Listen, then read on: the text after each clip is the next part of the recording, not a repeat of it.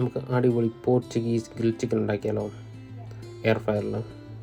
തക്കാളി ഒരു 3 എണ്ണം, പിന്നെ എരിവുള്ള മുളക് ഒരു 3 എണ്ണം, ഗാർലിക്ക് ഒരു 3 അല്ലി, പിന്നെ സവോള, അത് വലുതാണെങ്കിൽ പകുതി, ചെറുതാണെങ്കിൽ ഒരു ഫുള്ളായിട്ടുള്ളത്. പിന്നെ നമുക്ക് വേണ്ടത് തൈം, പിന്നെ നമുക്ക് വേണ്ടത് ഉപ്പ്, കുറച്ച് ഉപ്പ്, ഒലിവ് ഓയിൽ,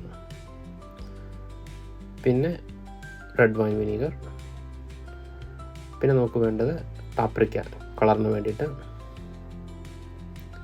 പിന്നെ ഇച്ചിരി തൈര്.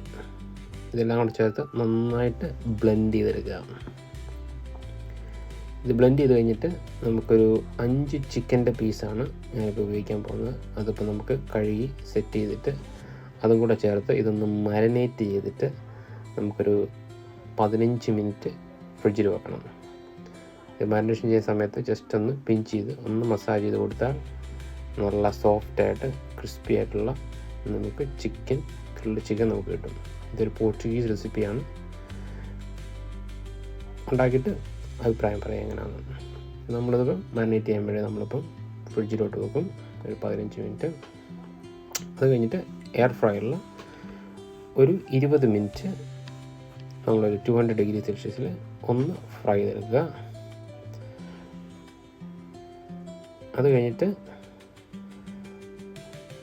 പിന്നീട് നമ്മളൊന്ന് തിരിച്ചിടുക. എന്നിട്ടൊരു 10 മിനിറ്റ് പിന്നെ കൂടെ ഫ്രൈ ചെയ്യുക. അപ്പോൾ നല്ല അടിപൊളി ഗ്രില്ലായിട്ട് ചിക്കൻ നമുക്ക് കിട്ടും. കഴിച്ചിട്ട് എങ്ങനെയുണ്ടെന്ന് പറയാം.